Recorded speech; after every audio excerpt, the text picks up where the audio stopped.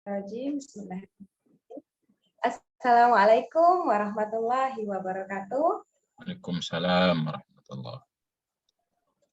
Alhamdulillahirabbil alamin. Assalatu wassalamu ala asyrafil anbiya'i wal mursalin wa ala alihi wa sahbihi ajma'in, amma ba'd.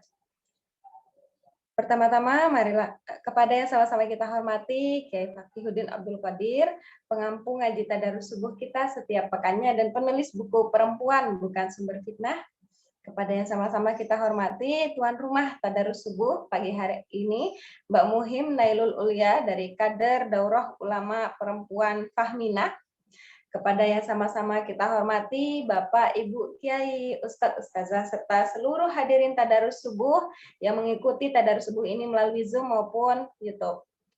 Pertama-tama, marilah kita panjatkan rasa syukur kehadirat Allah Subhanahu wa Ta'ala yang telah memberikan kita kesempatan, kesehatan, sehingga kita semua masih bisa mengikuti tadarus subuh pada pagi hari ini dengan bersemangat. Salawat teriring salam semoga senantiasa tercurahkan ke haribaan Nabi Muhammad Sallallahu Alaihi Wasallam dengan bersama kita mengucapkan Allahumma salli ala Sayyidina Muhammad wa ala ali Sayyidina Muhammad yang telah membawa kita dari zaman jahiliyah menuju zaman yang penuh dengan Islam rahmatan lil alamin seperti yang kita rasakan pada hari ini. Tidak berpanjang kata, hadirin tadarus subuh pada pagi hari ini kita telah memasuki hadis ke-37 dengan tema yang sangat menarik, yaitu tentang bagaimana pengelolaan properti keluarga dalam perspektif mubadalah. Namun sebelum itu, perkenankanlah saya Hesti untuk mengucapkan terima kasih kepada lembaga yang telah mendukung suksesnya tadarus subuh pada pagi hari ini. Terima kasih banyak kepada Fahmina, Rahima, Alimat Mubadalah, dan terima kasih pula kepada media partner kita, yaitu Cak Mashkur Manajemen yang telah menyediakan ruang Zoom tadarus subuh setiap pekannya, sehingga kita bisa bersama berkumpul di sini dan meraup ilmu dari tadarus subuh. Acara ini dimulai, marilah bersama kita membaca Ummul Kitab, Suratul Fatihah. A'udzubillahi minasyaitonirrajim. Bismillah. Al-hadimiyah wa ala kulli natin salihah. Al-Fatihah. A'udzubillahi minasyaitonirrajim. Bismillahirrahmanirrahim. Alhamdulillahirabbil alamin arrahmanirrahim maliki yaumiddin. Iyyaka na'budu wa iyyaka nasta'in ihdinas siratal mustaqim. Siratal ladzina an'amta 'alaihim ghairil maghdubi 'alaihim waladdallin. Terima kasih atas pembacaan surah Al-Fatihahnya. Semoga tadarus subuh kita pada pagi hari ini berjalan lancar dari awal hingga akhir dan kita bisa menuai berkah manfaat darinya. Baiklah, tidak sabar untuk mendengar pengajian tadarus subuh pada pagi hari ini. Langsung saja acara kita serahkan kepada tuan rumah, yaitu Mbak Muhim Nailul Ulia dari alumni Daurah Kader Ulama Perempuan Fahmina. Kepada Mbak Muhim, dipersilakan. Baik, terima kasih waktunya. Assalamualaikum warahmatullahi wabarakatuh. Waalaikumsalam warahmatullahi wabarakatuh. Alhamdulillahirabbil alamin wa sallallahu wasallam wa baraka ala nabiyil amin sayyidina wa maulana Muhammadin wa ala alihi wa sahbihi ajma'in, amma ba'd. Yang sama-sama kita hormati guru saya, guru kita semua, Kiai Fakih Abdul Qadir, yang selalu konsisten dan istiqomah mengampu tadarus subuh dan kali ini sudah ke-37 ya. Masya Allah. Kemudian juga tadi saya lihat ada Bu Nur Rofiah juga yang kami hormati. Kemudian juga dari tim Afkaruna dan juga Cak Mashkur Manajemen dan juga para Bapak Ibu, teman-teman sekalian, jamaah tadarus subuh pada pagi hari ini yang sama-sama kita hormati. Ya baik, langsung saja pada kesempatan kali ini kita akan membahas terkait tentang pengelolaan properti keluarga dalam perspektif mubadalah. Nah, sebagaimana yang kita ketahui bahwa pernikahan itu sebenarnya tidak hanya mengaitkan antara fisik dan juga psikis antara laki-laki dan perempuan, tapi juga mengaitkan tentang harta keluarga atau harta benda yang mereka bawa, baik itu sebelum pernikahan maupun yang mereka usahakan setelah komitmen pernikahan demi terwujudnya kemaslahatan ekonomi keluarga untuk bersama. Nah, pada saat ini juga kita temukan realita di masyarakat bahwa banyak sekali perempuan yang bekerja dan mandiri secara ekonomi, mandiri secara finansial, di saat sebenarnya suaminya juga memiliki kemampuan dalam memenuhi kebutuhan keluarga. Tapi ada juga realitas lain, yang mana perempuan menjadi tulang punggung keluarga, dia harus, memenuhi nafkah keluarganya, dan satu sisi juga, suaminya tidak ada kemampuan untuk, memberikan nafkah dan lain sebagainya. Nah, banyak sekali realitas-realitas di masyarakat yang ini berkaitan dengan persoalan properti keluarga. Nah, pada kesempatan kali ini, Kiai Fakih akan menjelaskan nantinya bagaimana sebenarnya yang masuk dalam kategori properti keluarga, dan kemudian bagaimana sebenarnya Islam, memiliki konsep tentang pengelolaan properti keluarga, dan yang terpenting ini adalah prinsip-prinsipnya nih, Kang, dalam, mengelola properti, keluarga dalam perspektif mubadalah ya tentunya. Baik, tanpa panjang lebar, pembahasan ini akan saya serahkan sepenuhnya kepada Kiai Fakih. Monggo, silahkan. Terima kasih Mbak Nyai Muhim Naidul Ulia, teman-teman sekalian, Mbak Hesti, Mbak Aida, dan seluruh peserta. Assalamualaikum warahmatullahi wabarakatuh. Bismillahirrahmanirrahim. Alhamdulillahirabbil alamin wa afdhalus salawati wa tamut taslim ala sayyidina Muhammadin wa alihi wa sahbihi wa sallim ajma'in, amma ba'd. Pada kesempatan pagi hari ini, seperti biasa tentu saja kita perlu untuk terus mengingat kembali, merujuk kembali seluruh diskursus, seluruh pembicaraan dan diskusi kita terkait dengan apapun, terutama terkait dengan keluarga ini, pada visi dan misi besar dari Islam itu sendiri, yaitu rahmatan lil alamin dan akhlakul karimah. Rahmatan lil alamin artinya adalah bagaimana kita semua menjadi pribadi-pribadi yang rahmah, yang penuh kasih sayang, yang penuh anugerah, memproses diri kita terus-menerus untuk menjadi hal yang demikian, baik untuk diri maupun untuk orang lain dalam kehidupan keluarga, dalam kehidupan masyarakat, dalam relasi, mulai dari relasi dalam diri kita, lalu relasi berkeluarga, mulai dari marital dengan suami istri, atau parental, orang tua anak, familial, seluruh anggota keluarga, dan sosial ke masyarakat, dan terus lebih besar lagi sampai ke semesta. Begitupun ya, kita tentu saja masih terus untuk berusaha sampai akhir hayat menyempurnakan akhlak, kalau kata istilah Nabi Muhammad SAW, innama bu'istu liutammima makarimal akhlak.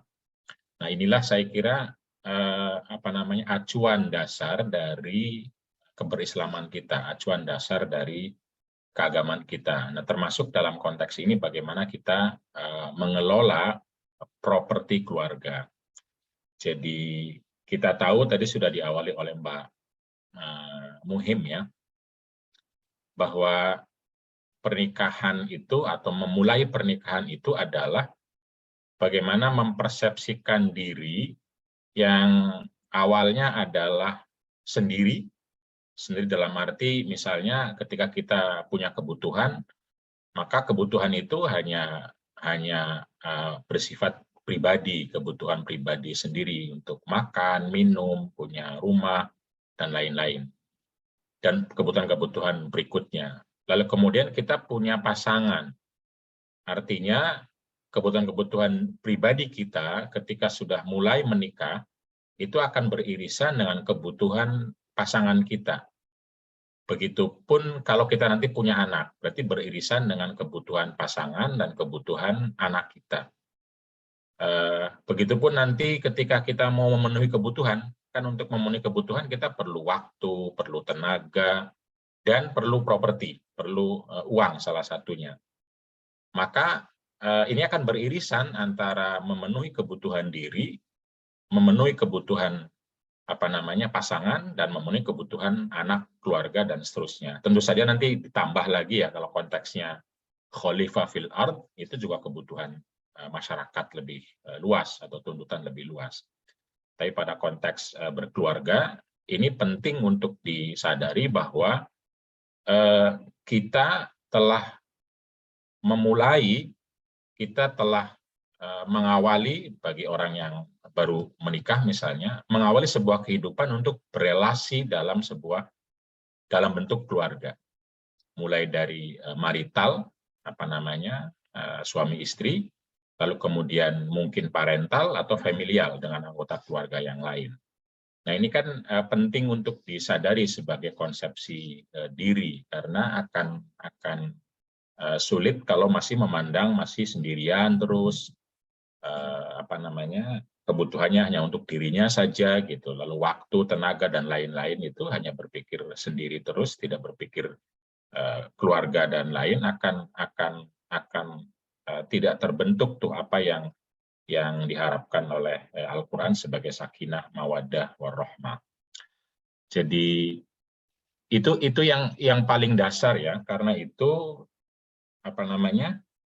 kita harus mengingat bahwa dalam mengelola kehidupan keluarga itu prinsip dasarnya adalah al-aslu fil muamalah min ajlil usrati wa bain a'dha'iha wal musyarakah wal mubadalah. Jadi prinsip dasarnya adalah dalam relasi untuk keluarga di antara para anggota keluarga, baik suami istri maupun orang tua anak, itu prinsipnya adalah musyarakah wal mubadalah, kerjasama dan kesalingan.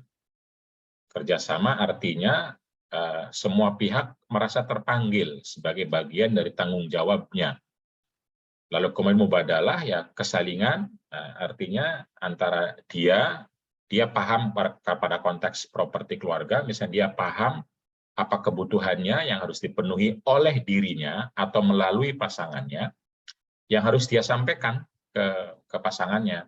Begitupun dia paham tentang kebutuhan pasangannya yang bisa dipenuhi baik oleh diri pasangannya maupun melalui kita sebagai pasangannya. Ini kan harus selalu dikomunikasikan, dipikirkan, lalu kemudian bagaimana bergerak bersama-sama memenuhi kebutuhan diri, karena nggak mungkin seseorang bisa memenuhi kebutuhan orang lain kalau kebutuhan dirinya tidak terpenuhi. Nah, ibda binafsika summa biman ta'ul, kalau istilah kaidahnya yang terinspirasi dari hadis itu ya. Jadi atau kalau bahasa kaidah orang Arabnya itu faqidus syai'i la yu'tihi. Jadi kalau kitanya tidak punya, tidak memiliki, kita nggak mungkin bisa memberikannya kepada orang lain. Jadi kita nggak bisa melayani, memenuhi orang lain kalau kitanya tidak terpenuhi. Nah, karena itu relasi mubadalah itu meniscayakan paham diri, paham pasangan. Jadi kebutuhan diri, kebutuhan pasangan. Memenuhi diri, memenuhi pasangan. Itu sekaligus dalam konteks berkeluarga. Jadi sekaligus, nggak bisa salah satu saja nggak bisa gitu loh. Nanti bahasa Qur'annya kan mawaddah warahmah itu. Mawaddah itu kebutuhan diri, rahmah itu kebutuhan pasangan. Mawaddah itu cinta yang akhirnya membuat dirinya terpenuhi keinginannya, kebutuhannya, kebahagiaannya. Rahmah itu ya memenuhi kebutuhan pasangannya. Ini harus selalu. Jadi nggak bisa mengatakan uangku, misalnya uangku juga nggak bisa. Begitupun uangmu semua, dan lain-lain. Dalam konteks berkeluarganya. Tapi bahwa nanti modelnya itu tentu saja fleksibel ya, macam-macam nanti kita akan lihat seperti apa. Juga kesaksian teman-teman nanti ya. Jadi prinsipnya musyarakah mubadalah dulu. Penerapannya nanti kita lihat kita lihat konteksnya yang mungkin berbeda-beda. Nah, karena sering ada tentu saja dalam kehidupan ini kadang-kadang kita dengar sendiri misalnya ada laki-laki yang begitu menjatah istrinya sesuai dengan pikirannya, kebutuhannya itu. Ada yang justru semua harta suaminya dipegang habis oleh istrinya. Ada yang istrinya justru dari bekerja banting tulang, suaminya tidak ngapa-ngapain, dan lain-lain. Saya kira banyak model ya, tapi nanti bagaimana itu model-model itu apakah sesuai dengan, apakah bisa diterapkan prinsip bahwa musyarakah dan mubadalah itu. Jadi karena itu kita tentu saja mengenal ya keluarga maslahah misalnya ya dalam konteks NU maupun Indonesia, di mana ada pondasi di situ, ada pilar di situ, dan kedua belah pihak konteksnya suami istri juga perlu memiliki prinsip hidup. Keluarga maslahah adalah keluarga yang pribadi-pribadi anggotanya itu berpikir, berperilaku terus-menerus untuk mewujudkan kemaslahatan bagi diri maupun seluruh anggota keluarga, dan menjauhi keburukan dari diri dan dari seluruh anggota keluarga. Pada saat yang sama kemudian juga menebarkan, mewujudkan kemaslahatan itu dari kehidupan keluarga dalam kehidupan yang lebih luas lagi di masyarakat dan dunia. Dan ini hanya mungkin jika seluruh anggota keluarganya tentu punya pondasi yang tadi saya sebut mubadalah musyarakah itu, yang dalam konteks keluarga maslahat dibahasakan keadilan, kesalingan, dan keseimbangan. Dan ini bisa ditegakkan ketika tentu saja ada 5 pilar yang sering dibicarakan oleh para praktisi dan pengampu fasilitator keluarga maslahah, yaitu komitmen atau misakon ghalidhon, lalu zawaj, berpasangan, lalu muasyarah bil ma'ruf, saling berbuat baik, lalu tasyawurin atau musyawarah, dan tarodin, saling rela. Ini semua dari ayat-ayat Al-Quran. Dan ini adalah pilar bagaimana untuk mengelola kehidupan rumah tangga dan memenuhi kebutuhan rumah tangga melalui propertinya itu. Jadi properti diri, kalau mau ada ya silahkan, tapi juga harus ada properti bersama, properti keluarganya untuk memenuhi kebutuhan keluarganya. Idealnya tentu saja menjadi properti keluarga semua idealnya, tapi tidak semua kesepakatan pernikahan mungkin seperti itu, karena ada orang yang masuk dalam pernikahannya itu salah satunya sudah kaya raya duluan misalnya. Memang idealnya memulai dari nol semua atau punya modal yang relatif sama semua, itu idealnya, sehingga memulai seluruh kehidupan itu bersama-sama. Pada konteks itu akan lebih ideal jika seluruh properti keluarga menjadi milik bersama.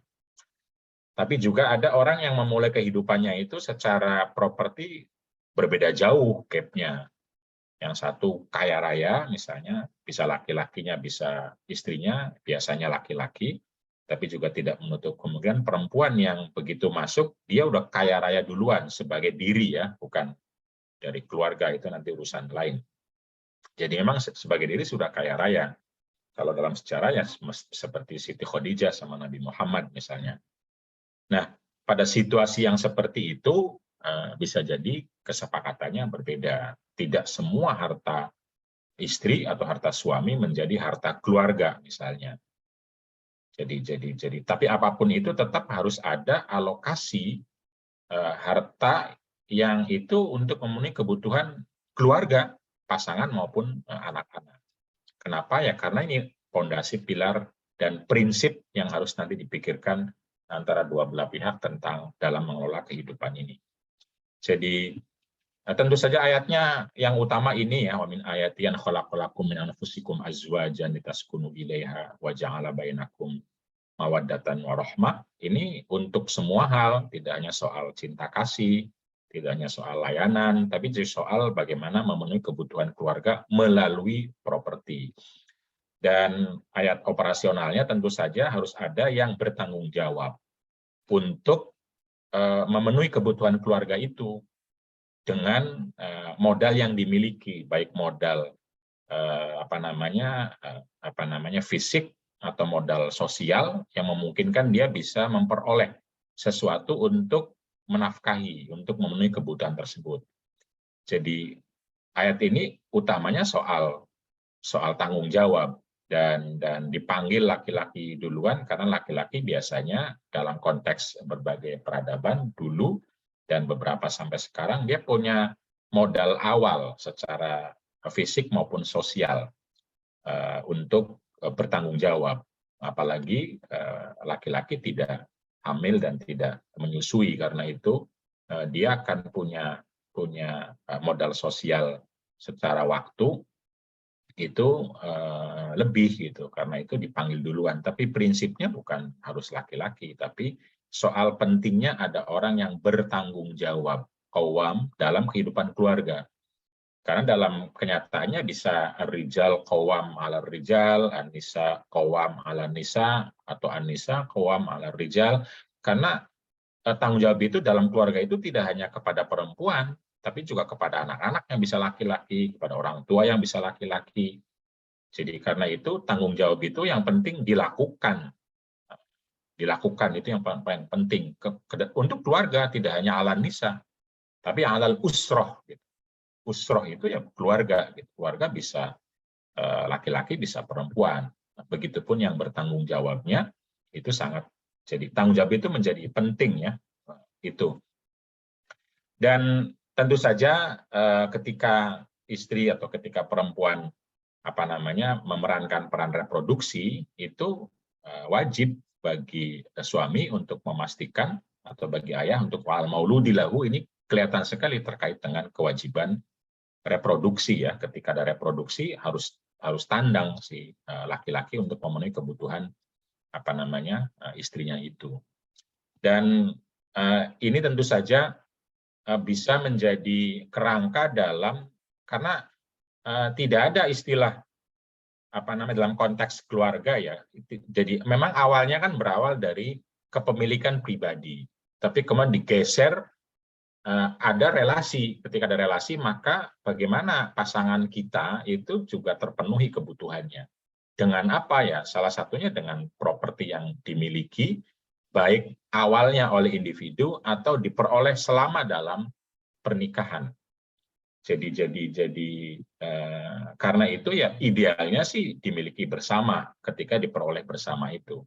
Tapi karena setat kehidupan ini berbeda-beda, kita menemukan berbagai model dalam mengelola kehidupan keluarga itu. Nah, karena itu yang penting kembali ke awal tadi, mubadalah, musyarakah dalam bentuk yang mungkin fleksibel berbeda-beda. Ketika salah satunya bekerja atau dua-duanya bekerja, idealnya tentu saja. Lalu kemudian ada properti di sana. Ada properti, bisa jadi ada properti yang awalnya milik individu, atau ada kesepakatan di mana selama pernikahan juga tetap ada properti individu masing-masing dari hasilnya, bisa jadi ada yang seperti itu. Tapi juga beberapa berpikir atau berperilaku, misalnya kalau saya memandangnya semua yang saya miliki adalah juga milik istri saya, itu bersamaan dia berhak untuk mengelola, mengambil, untuk memenuhi kebutuhan diri maupun kebutuhan keluarga. Tapi tidak semua persis seperti ini karena mungkin orang beda-beda. Begitupun ketika justru istrinya yang banyak menghasilkan, seperti yang kita diskusikan sebelumnya ya.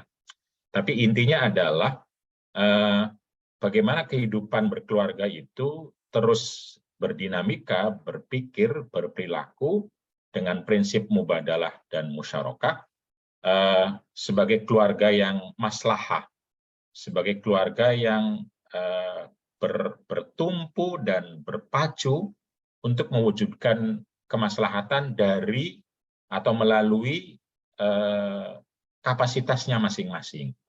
Baik kapasitas ilmu, kapasitas diri, kapasitas apalagi harta, kapasitas doa, kapasitas, karena semua orang pasti punya kapasitasnya dan punya perannya dan punya kemampuannya untuk sharing, untuk mengelola itu. Nah, itu secara umum ya. Tapi mari kita dengar terlebih dahulu dari teman baik saya di LKK atau Lembaga Keluarga Kesehatan Kemaslahatan Keluarga PBNU, Mbak Nurme Nurul Haq. Beliau adalah Master Psikologi dari UGM, salah satu pengurus LKK PBNU, fasilitator untuk keluarga maslahah dan moderasi beragama juga dari Yogyakarta, untuk sharing kepada kita tentang bagaimana sebuah keluarga itu berdinamika terus-menerus untuk bisa memenuhi kebutuhan diri dan keluarganya melalui prinsip-prinsip ini dalam kehidupan yang tentu saja tidak seragam, tidak sama karena kompleks. Nah, karena itu saya persilahkan Mbak Nurme, tolong bisa dibukakan. Sudah dibuka semua, Kang? Oh, sudah dibuka. Oke. Baik. Untuk sharing, mangga Mbak Nurme. Ya, bismillahirrahmanirrahim. Assalamualaikum warahmatullahi wabarakatuh. Assalamualaikum. Selamat pagi semuanya. Ya Allah, saya tuh menyenangkan sekali Pak Fakih. Tadi saya terlalu bersemangat masuk itu ternyata masih 3 orang, jadi saya lift lagi. Wah, ternyata banyak sekali untuk pengajian pagi hari ini. Ya, nggak khawatirlah dengan masa depan Indonesia, karena generasi mudanya jam 5:30 pagi sudah ready untuk mendengarkan pengajiannya Pak Yai Fakih. Alhamdulillah, terima kasih banyak untuk kesempatannya Pak Yai Fakih dan semua teman-teman yang ada di sini. Saya sebenarnya background pendidikan saya itu psikologi, jadi saya seorang psikolog. Cuman memang beberapa kali terlibat kegiatan di LKK PW, dimulai kegiatan PW itu dengan tema pengelolaan keuangan keluarga, gitu. Dan ternyata itu relate sekali ketika kita bicara tentang pengelolaan keuangan keluarga, dan itu kita dasari dengan kemaslahatan. Kita landasi dengan tidak hanya kebutuhan secara material fisik, tetapi juga pemahaman akan untuk dasar dari pemenuhan itu adalah sebenarnya kebutuhan psikologisnya, mentalnya itu memang harus ada. Jadi kalau misalnya kita dulukan terkait dengan fisiknya atau materinya, itu nggak akan pernah cukup, nggak akan pernah selesai, dan rasanya itu selalu kurang terus gitu. Nah, saya hanya tim karena memang waktunya tidak terlalu banyak ya yang diberikan ya teman-teman. Jadi saya hanya akan memberikan prinsip-prinsip dasar saja yang berkaitan dengan pengelolaan keuangan keluarga. Jadi kenapa sih kok kita ini ketika kita berkeluarga atau ketika kita akan memulai perkawinan, memulai berkeluarga, kita perlu mulai memikirkan tentang proses untuk merencanakan dan mengelola keuangan ini. Karena kita itu terbiasa atau sering ya, mungkin teman-teman juga merasa membeli barang yang tidak kita perlukan dengan uang yang tidak kita punyai untuk pamer kepada orang yang tidak kita sukai. Nah, ayo aduh enggak yang kayak gitu. Jadi ngelihat temannya bikin status gitu ya, alhamdulillah handphone baru gitu. Terus sudah mulai bingung nih, waduh, atau ngelihat temannya OTW kemana gitu ya, wah ini kapan kita kemana gitu. Jadi kita itu ada kecenderungan untuk seperti itu. Makanya memang dari awal itu sudah harus mulai direncanakan. Nah, untuk tahap pertama itu memang yang teman-teman perlu lakukan itu adalah melakukan proses identifikasi. Sebenarnya yang menjadi kebutuhan saya itu apa sih gitu. Cari aja 5 prioritas, 6 prioritas gitu ya. Jadi kebutuhan saya itu apa? Nah, nanti ketika kebutuhan-kebutuhan itu sudah ada, oh ternyata banyak sekali. Baru nanti diidentifikasi lagi mana yang kebutuhan dan mana yang keinginan gitu. Jilbab itu kebutuhan atau tidak sih? Jilbab itu kebutuhan. Tapi kalau misalnya semua warna harus punya, setiap motif harus ada, setiap dress code harus punya gradasi dari merah sampai ke ungu, ungunya itu ungu kemana? Ungu ke merah atau ungu ke biru? Wah, itu harus punya semua. Nah, itu tuh pun juga akhirnya kan bukan menjadi kebutuhan, tapi menjadi keinginan. Sama peci pun juga gitu. Peci mulai dari yang dari peci dari Arab, kalau sekarang ini ya, saya pernah melihat itu semakin tinggi peci. Jadi ada yang tinggi sekali pecinya, itu harus punya. Belinya satu kodi kok, Mbak. Belinya satu kodi ya Pak. Apalagi Pak Yai Fakih kan setiap minggu ngisi tuh. Jadi dress code-nya harus ganti gitu ya, karena setiap kok pakai baju ini lagi ya. Karena terus terang memang dorongan untuk itu pasti akan ada. Saya pernah beberapa kali itu setiap kegiatan posting di media sosial itu memang ya kecenderungannya itu memang selalu ada. Ada temen yang tiba-tiba WA, Bri, kok kayaknya bajumu, Bri kamu suka warna kuning ya, Bri kamu suka warna ini ya, kayaknya bajumu gitu terus. Jadi dorongan untuk berganti itu pasti memang akan ada. Karena itu skala prioritas antara kebutuhan dan keinginan itu benar-benar harus tight. Jadi mana sih yang kebutuhan dan mana yang keinginan.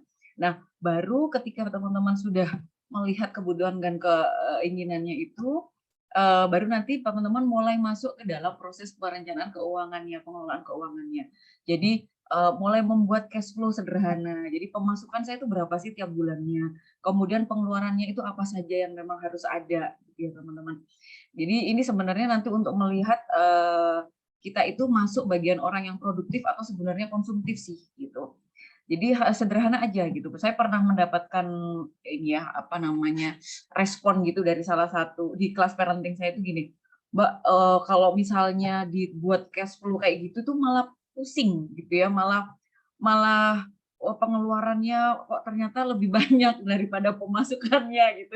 Ada nggak teman-teman di sini yang seperti itu? Ternyata pemasukannya itu kok kurang ya gitu. Tapi kan kita itu selalu punya faktor X. Wah, itu saya pernah dapat respon kayak gitu. Matematikanya Gusti Allah itu lebih canggih daripada matematikanya kita gitu. Toh kita juga tetap bisa beli ini itu gitu ya. Apalagi itu kita dari kaum nabiyin itu sangat kental dengan hal seperti itu gitu. Nah, ketika kita melihat kok ternyata besar pasak daripada tiang gitu ya. Nah, ini nih memang ada beberapa hal yang perlu dilakukan. Nah, ini nanti akan masuk ke dalam prinsip kedua, bahwa ketika kita melihat tahu kondisi keuangan kita, ini sebenarnya proses finansial check up. Jadi kalau teman-teman sering pusing gitu ya kan, pasti akan ada tuh kan setiap rutin check up ke rumah sakit, ke lab itu kan ada. Nah, finalnya check up itu juga sebenarnya harus dilakukan juga gitu ya. Kalau misalnya kita terbiasa melakukan financial check up, itu ketika berkeluarga itu juga sudah enak, sudah menjadi proses yang akan dijalani setiap saat. Nah, nanti mulai dari ini teman-teman akan melihat sebenarnya sih posisi keuangan saya itu sehat atau tidak sih gitu ya.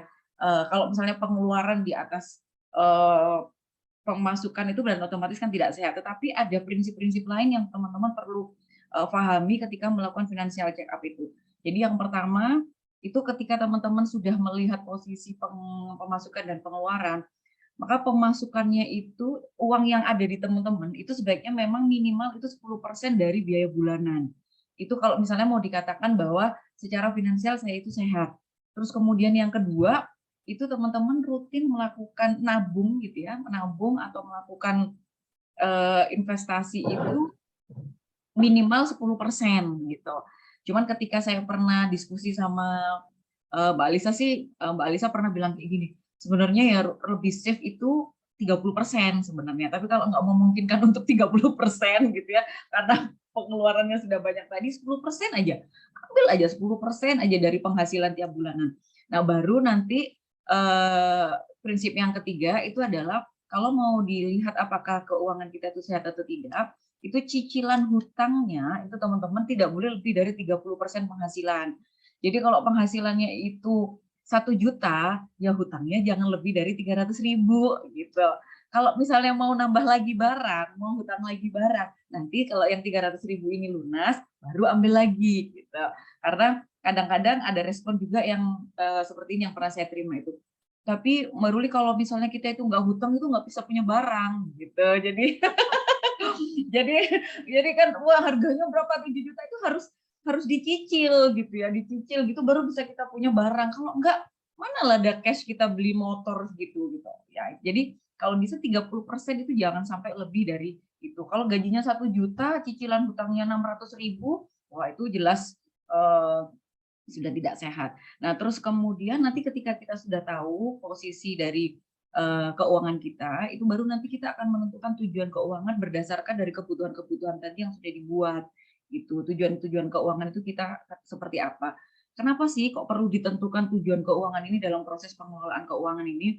Karena memang pertama kita paham sekali ya teman-teman, di Indonesia ini kan tingkat inflasinya sangat tinggi ya. Jadi kecenderungan harga barang itu naik itu akan sangat-sangat tinggi. Apalagi kalau kita melihat stabilitas politik di Indonesia itu kan memang belum stabil ya, sehingga itu kan pasti akan mempengaruhi kondisi perekonomian kita. Terus kemudian banyaknya resiko-resiko. Jadi seperti kemarin pandemi. Wah, kemarin pandemi itu hampir sebagian klien saya itu memang arahnya pada ekonomi yang berujung pada konflik gitu. Jadi triggernya itu ekonomi, tapi terus kemudian nanti berujung pada konflik dan akhirnya permasalahan-permasalahan keluarga itu mulai muncul. Jadi kalau kita bicara tentang tujuan keuangan, ini silakan teman-teman membuatnya itu berdasarkan pada cash flow bulanan tadi yang sudah dibuat dan kebutuhan-kebutuhan pertama tadi yang sudah dilakukan. Nah, baru kemudian prinsip yang berikutnya itu adalah kalau kita bicara tentang pengelolaan keuangan keluarga, itu memang kita perlu mulai investasi gitu. Jadi bahasanya itu bayar dulu untuk diri kita, baru bayar orang lain. Nah ini kalau kemarin ketika saya diskusi sama Pak Yai Fakih itu kan berarti bayar hutang dulu ya Mbak. Kalau dari prinsip pengelolaan keuangan ini, hutang ke orang lain itu malah bayar orang lain gitu. Jadi bayar ke diri sendiri itu misalnya kayak dilihat dulu sih zakat yang perlu dikeluarkan itu berapa, infak sedekah yang harus kita keluarkan itu berapa, terus kemudian investasi dan tabungan itu sebenarnya bayar untuk kita sendiri dulu gitu. Baru nanti kita berpikir untuk bayar orang lain. Sehingga sebelum kita mengambil barang untuk berhutang gitu ya, untuk angsuran, itu kita sudah punya sudah punya gambaran bahwa saya akan membayar untuk diri saya sendiri sekian, baru nanti sisanya ini berapa banyak dana yang bisa saya gunakan untuk angsuran. Nah itu nanti sebenarnya akan lebih safe ya buat teman-teman ya, apalagi kayak kemarin itu ya jangan sampai ada pandemi kedua dan seterusnya. Tapi itu kemarin kan banyak sekali tiba-tiba orang tidak menyadari datangnya pandemi dan harus menggunakan dana-dana yang ada.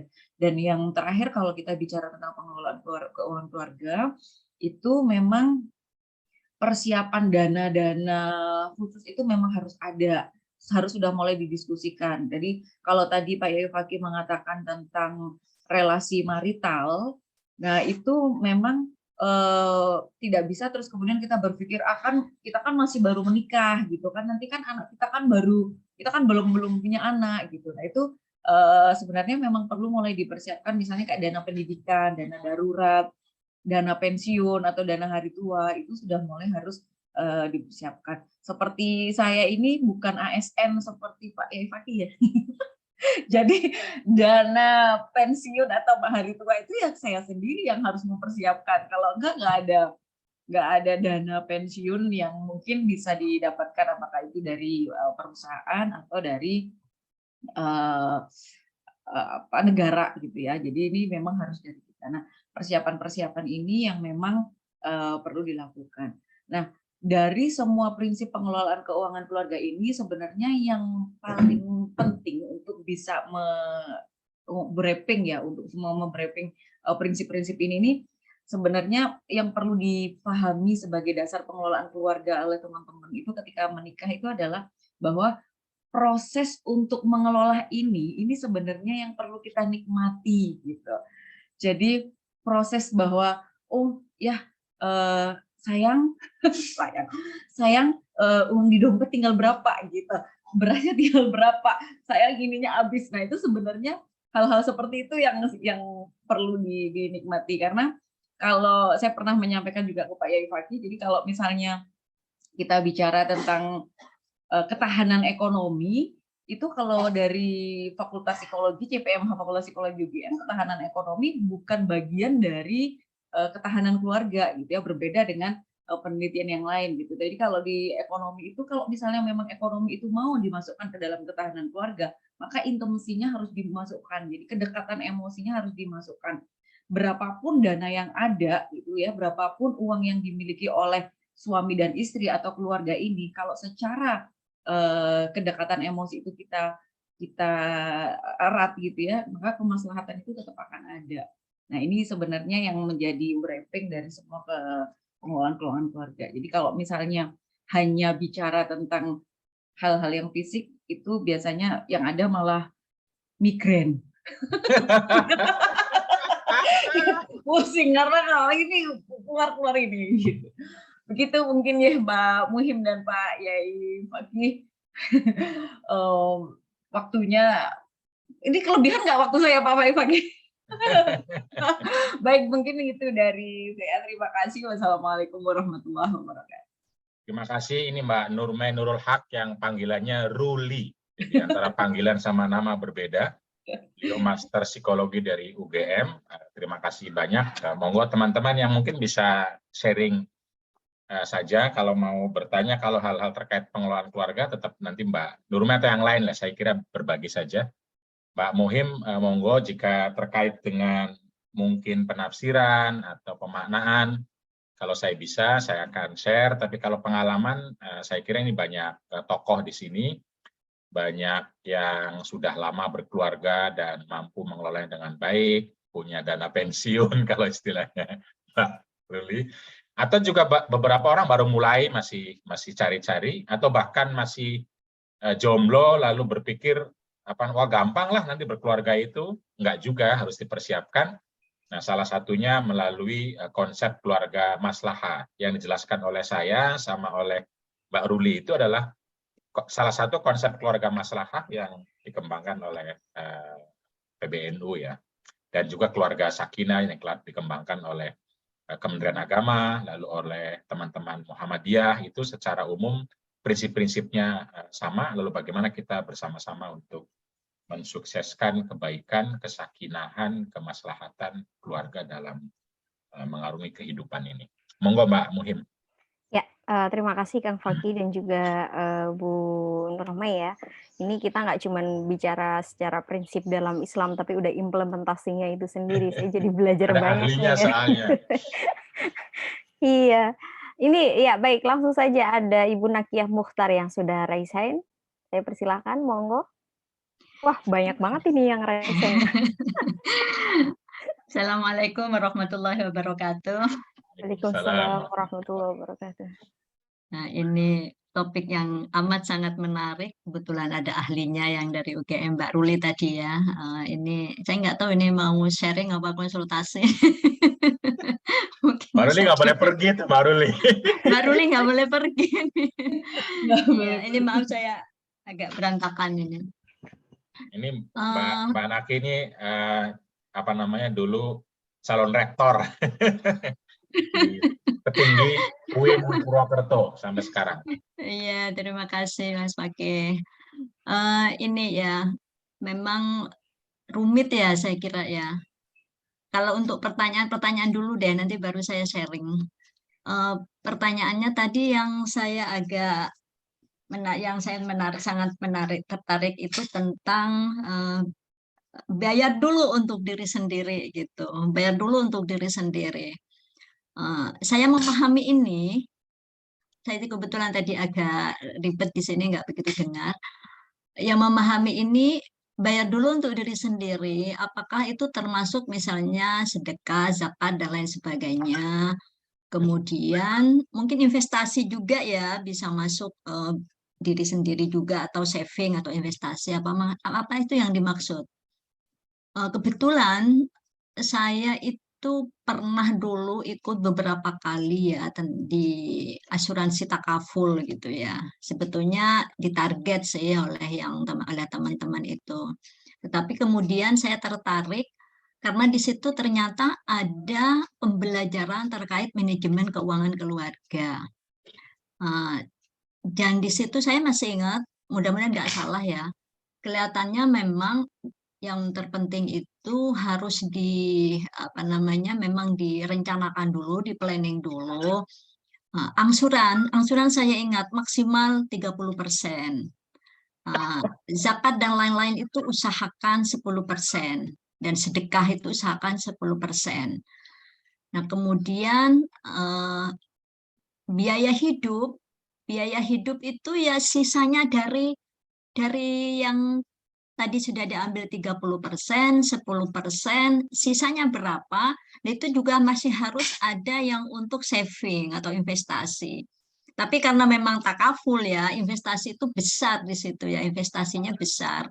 Tapi itu saya kira tergantung pada apa namanya kemampuan kita. Tetapi yang jelas bahwa persentase itu harus sudah di-manage sejak awal. Itu seperti itu. Cuman sekarang pertanyaannya kemudian, ketika investasi itu atau savingnya besar, apa namanya, dan kemudian kan seakan-akan terjerat utang nih, kan investasi bisa beli tanah, atau kemudian beli apa yang memang kemudian produktif ya, tidak konsumtif itu. Kemudian mengurangi, ada teman-teman yang menggunakan itu kemudian dia bermasalah terkait, aduh kayaknya kok kurang terus tiap bulan. Ketika sudah akhir bulan itu benar-benar tipis, sehingga kemudian kalau ada keperluan-keperluan kemasyarakatan, seperti kalau di lingkungan NU itu kan banyak sekali yang harus dikeluarkan untuk kemasyarakatan itu, sehingga dia kemudian nggak mampu, akhirnya utang gitu. Itu gimana? Mungkin itu saja ya, terima kasih. Ya, monggo Mbak Ruli mau langsung dijawab atau Ya. ditampung dulu? Iya, langsung jawab aja ya Mbak. Ya, oke. Ya, siap. Kalau tadi sepertinya sudah saya respon terkait dengan bayarlah diri sendiri ya. Jadi itu betul Ibu, bahwa kalau misalnya bayarlah untuk diri sendiri itu memang termasuk zakat, sedekah gitu ya, terus kemudian termasuk investasi dan tabungan. Jadi itu maksud dari bayarlah untuk diri sendiri itu di situ. Sehingga kalau misalnya kita mau bayar orang lain, kita sudah memiliki gambaran bahwa kita sudah bayar diri kita sendiri. Jadi berapa sisanya itu yang nanti akan digunakan untuk angsuran-angsuran yang memang diperlukan. Itu yang pertama. Kemudian yang kedua, karena yang bertanya ini adalah rektor, maka investasinya pun bicara tentang investasi tanah dan sebagainya ya Ibu. Cuman karena kalau kita bicara tentang adik-adik yang belum menikah, makanya tadi saya sempat baca di chat itu lucu-lucu. Kalau kita bicara investasi seperti saya, terus kemudian Mbak Muhim mungkin ya, atau di sini ada adik-adik, ada Mbak, nah itu mungkin arahnya bukan yang investasi besar. Jadi kalau bahasanya itu investasi receh gitu. Nah, investasi receh itu misalnya hanya dengan uang 10.000 saja itu sudah bisa investasi. Karena saya belajar dari pengelolaan keuangan keluarga ini dari LKK sejak tahun 2018 itu, maka sejak itu tuh saya sudah karena saya swasta ya teman-teman ya, jadi seperti tadi yang saya sampaikan, maka saya mulai mengenalkan itu sama anak-anak saya. Jadi anak saya itu mulai dari SMP SMA mereka itu sudah punya ini hasil tabungan emas gitu lah. Tabungan emas ini kan sekarang kan banyak sekali jasa layanan investasi yang inklusif ya. Jadi misalnya kayak hanya dengan 0,01 gram, nah, bukan 1 gram, jadi 0,1 atau 0,01 gram itu sudah punya Antam gitu ya. Hanya dengan uang 10.000 rupiah aja itu sudah bisa nabung gitu misalnya, atau hal-hal lain. Nah itu yang sebenarnya yang dimaksudkan Bu Nakia tadi ya Mbak Muhim ya. Bu Naki gitu. Jadi kata Bu Naki, tanah itu bukan saya katanya, teman saya. Ya Ibu. Nah terus kemudian jadi investasinya itu tentu saja nanti disesuaikan ya Bu. Jadi 30%. Kalau misalnya gajinya kayak UMR Jogja itu kan tidak setinggi paling rendah mungkin ya kalau UMR Jogja itu ya. Dengan UMR Jogja kan kalau misalnya kita berpikir tentang investasi yang nilainya tinggi, itu sepertinya malah membebani dan mungkin hal-hal lain juga tidak akan bisa terpenuhi gitu. Bahkan mungkin kalau kita bicara tentang pengelolaan keuangan, jadi saya kenal beberapa teman yang memang mereka pun juga financial planner gitu, tapi mereka bukan dari orang kemaslahatan, wah, bukan dari Nadine gitu. Sehingga ketika saya diskusi, Mbak, kalau misalnya dari perspektifmu, misalnya investasinya nggak punya dana untuk investasi karena memang penghasilannya tidak bisa memenuhi, itu apa yang harus dilakukan? Pasti mereka jawabannya gini, ya berarti jangan mikir investasi dulu, mikir dulu cari duit gitu. Nah itu kan mau sampai kapan kalau misalnya seperti itu? Padahal penghasilan itu kan berapapun itu, meskipun misalnya ada yang penghasilannya itu tidak bulanan tetapi mingguan, ya sudah dari dana mingguan itu berapa yang disisihkan, 10%-nya dari penghasilan mingguan itu disisihkan, baru nanti setiap bulannya dana yang sudah ada itu kemudian disetorkan untuk investasi gitu. Nah, untuk memilih investasinya pun juga harus hati-hati. Jadi pertama itu kalau kita mau mulai investasi itu teman-teman sebisa mungkin cari investasi itu yang memang terdaftar di OJK. Jadi jangan yang hanya ada di Play Store. Kalau kita melihat yang ada di Play Store itu banyak yang bodong gitu. Jadi teman-teman nanti jatuhnya kayak tadi yang Ibu bilang itu malah kayak hutang gitu. Karena kan harus rajin bayar. Terus kemudian yang kedua harus hati-hati dengan asuransi gitu. Jadi misalnya nih ada tawaran asuransi plus investasi gitu. Ini tuh harus dilihat prosentasenya dari berapa untuk kebaikan kesehatannya dan mana yang investasi. Karena kalau misalnya kita itu tidak detail membacanya, kita merasa sudah setor setiap bulan, di ujungnya loh kok ternyata dana saya cuma sekian gitu. Karena nilai investasinya hanya kecil gitu. Loh kok malah cuma hilang. Nah, ini memang harus hati-hati kalau misalnya kita memang akan menggunakan jasa asuransi, karena tidak semua asuransi itu nilai investasinya besar. Mungkin itu ya Mbak Muhim yang bisa. Semoga menjawab pertanyaan Ibu ya. Ya baik, terima kasih Mbak Ruli. Ini masih banyak yang ingin bertanya ini dari Bu Wilis Werdining sih. Silakan.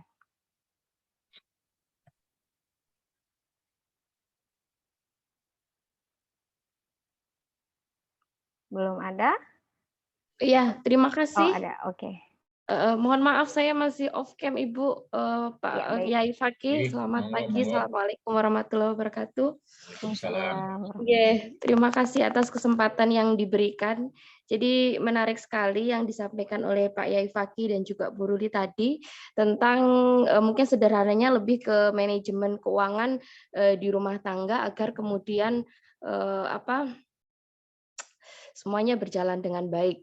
Pertanyaan pertama saya tujukan kepada Yai Fakih kaitannya dengan ini, bagaimana jadi ada saudara begitu yang kemudian penghasilan utama itu dari istri, suami itu tidak berpenghasilan, dan mungkin kadangkala juga dia mengeluh. Nah, bagaimana kira-kira manajemen diri dari seorang istri sehingga lebih bisa bersyukur bahwa memang intinya adalah cukup begitu untuk keluarga meskipun itu hanya dari pihak istri begitu. Itu untuk Yai Fakih. Lalu kemudian untuk Ibu Ruli, jadi begini Ibu, dulu itu penghasilan jujur ya, penghasilan itu kan dari tahun ke tahun ada kenaikan begitu. Nah, dulu itu ketika penghasilan itu minim, saya itu seringkali tersiksa dengan istilah menabung begitu. Jadi ada keinginan untuk menabung tetapi mungkin penghasilannya masih belum terlalu banyak begitu sehingga ingin nabung tapi ternyata habis bulanannya, nggak bisa untuk menabung begitu. Lalu kemudian saat ini itu ada sedikit peningkatan, ada peningkatan dari segi income. Nah, kemudian saya ingin merealisasikan keinginan untuk menabung tadi, yang pada akhirnya ketika itu saya dapat tambahan gaji begitu, ternyata kayak tidak ada penambahan dari segi bulanannya begitu. Jadi mau beli ini bahasanya eman begitu ya dalam tanda kutip karena saya punya target menabung yang tinggi yang pada akhirnya meskipun penghasilan saya meningkat ya saya tetap aja tersiksa begitu karena keinginan menabung yang mungkin mungkin sedikit harus saya paksakan begitu. Nah, lalu kemudian orang tua saya dalam hal ini adalah bapak saya itu kemudian menasehati begitu. Bahasanya bapak itu adalah begini, balon itu kalau sudah waktunya mumbul gitu ya, sudah terisi angin pasti dia akan mumbul sendiri begitu bahasanya, terbang sendiri. Jadi uang itu kalau nggak usah disisih-sisih nih, kalau memang waktunya tersisa juga akan terkumpul sendiri begitu bahasanya bapak saya yang pada akhirnya itu membesarkan hati saya yang pada akhirnya target menabung itu saya turunkan dengan sendirinya sehingga saya tidak lantas kemudian seperti yang saya sampaikan sebelumnya, intinya adalah saya lebih menikmati begitu. Jadi dengan kenaikan pendapatan yang saya rasakan itu, ya kalau mau beli ini saya beli, kalau sisanya begini ya sudah. Jadi saya lebih mengikuti apa yang disampaikan oleh bapak saya begitu. Jadi mohon untuk kemudian diberikan mungkin nasihat begitu, seperti apa gitu sebaiknya. Lalu juga saya tertarik dengan istilah kebutuhan dan keinginan, yang ini mungkin juga harus saya introspeksi diri gitu ya. Biasanya kalau perempuan itu kan yang seperti sudah disinggung Bu Ruli tadi tentang baju dan seterusnya, yang ya mungkin ini yang juga perlu diidentifikasi Istilahnya begitu. BPJS itu, budget pas-pasan jiwa sosialita. Mungkin seperti itu, karena memang itu kayak keinginan. Loh, saya udah punya istilahnya untuk self reward gitu ya. Jadi udah ada kenaikan, mosok mau beli baju aja harus ditahan lagi gitu, mosok hidup harus menahan terus gitu ya. Oke, terima kasih atas waktunya Bu Muhim, terima kasih Yai Fakih, terima kasih Bu Ruli. Assalamualaikum warahmatullahi wabarakatuh. Terima kasih Pak Willy. Semoga silakan Fakih tadi yang pertanyaan pertama terkait dengan istri sebagai sumber keuangan keluarga, terus kemudian bagaimana manajemen keuangan yang nantinya akan dijawab oleh Mbak Ruli. Monggo.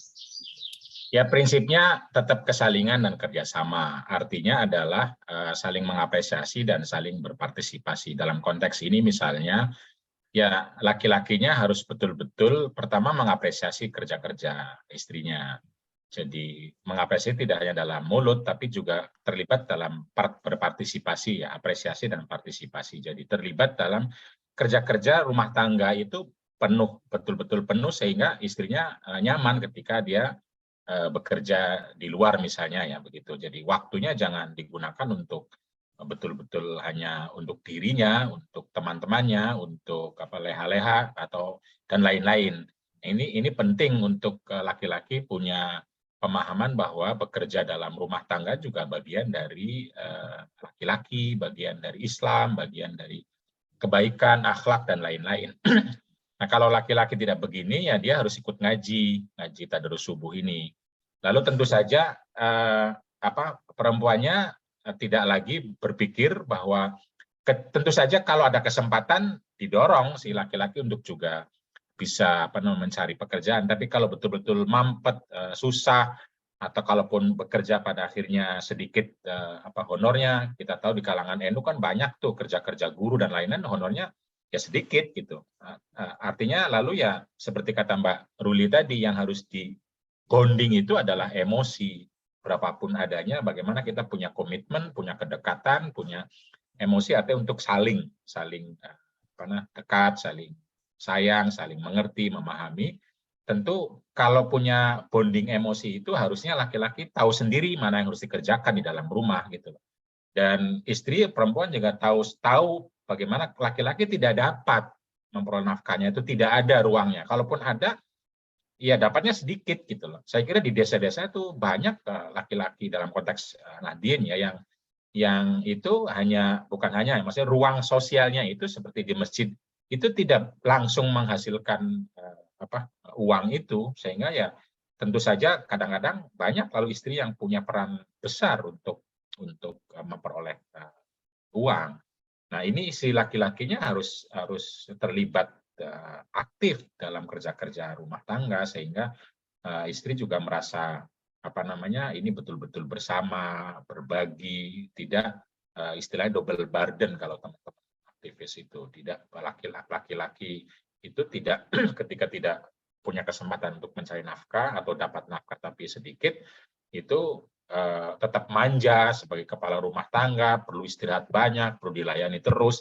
Nah, ini yang problem kan sebenarnya kan ini, sehingga lalu perempuan merasa terbebani sendirian. Nah, karena itu apresiasi dan partisipasi itu harus diwujudkan bersama oleh keduanya. Itu penting, sehingga si perempuan juga tentu saja lalu bisa punya kekuatan, punya dorongan, punya motivasi, dan punya pondasi untuk terus menjalani kehidupan ketika dia menjadi penafkah atau pencari nafkah tunggal atau utama. Mungkin itu, Mbak. Dan itu semua adalah saya kira kerja yang tetap diapresiasi, kerja laki-laki yang di rumah diapresiasi oleh Islam, oleh agama, oleh kita, oleh konsep keluarga maslahah di NU atau konsep keluarga sakinah di Muhammadiyah dan Kemenak itu diapresiasi karena peran itu prakteknya kan tergantung kemampuan dan kesempatan dan tentu saja dorongan bersama seperti apa. Jadi kuncinya adalah mubadalah, kesalingan dan kerjasama. Karena itu perlu bersama-sama saling mengapresiasi dan saling berpartisipasi. Begitu Mbak mungkin. Ya, terima kasih Kang Fakih. Langsung Mbak Ruli untuk menjawab. Baik, Mbak Wilis tadi yang bertanya ya Mbak Muhim ya? Ya, betul. Ya. Baik, Mbak Wilis, memang kita perlu membedakan antara tabungan sama investasi ya. Jadi kadang-kadang itu kalau kita bicara tentang tabungan, wah kita udah memaksakan diri untuk itu, tapi kok masih segitu-segitu aja gitu. Apalagi dengan reinforcement dari Bapak tadi, nanti kalau pada saatnya akan kaya tetap akan kaya. Baik, itu sebenarnya juga ini sih apa namanya, tidak hanya orang tuanya Mbak Wilis aja ya gitu. Rata-rata banyak orang tua yang seperti itu, supaya ketika ngelihat anaknya kerja kok nggak ada diapresiasi dan sebagainya.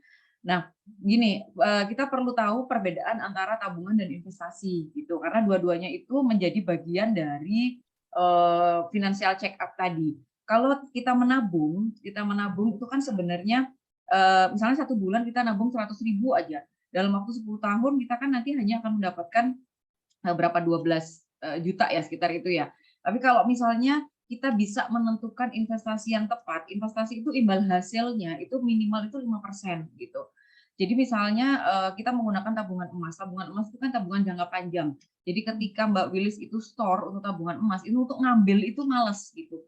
Tapi kalau misalnya ditabung, apalagi tabungannya ada ATM, terus kemudian masuk ke mall, 50 plus 20% gitu. Nah itu atau 70 plus 20% masuk ke mall, itu biasanya kecenderungan untuk menggunakan ATM atau kartu debitnya itu pasti akan tinggi.